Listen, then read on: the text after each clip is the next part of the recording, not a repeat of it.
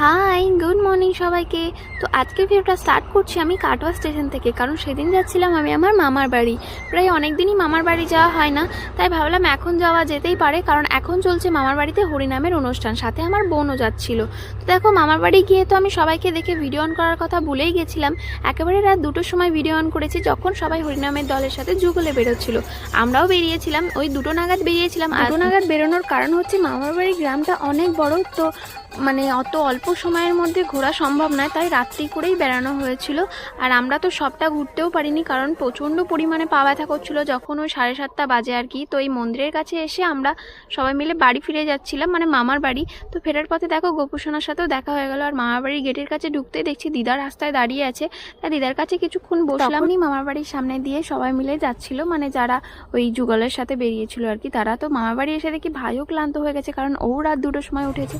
তারপরে দুপুরে খাওয়া দাওয়া করে আমরা সন্ধ্যার দিকে রাস দেখতে যাই। তো রাস থেকে বাড়ি ফিরতে ফিরতে প্রায় অনেক রাত হয়ে গেছিলো, তাই খাওয়া দাওয়া করে একবারে ঘুমিয়ে পড়েছিলাম। টাটা।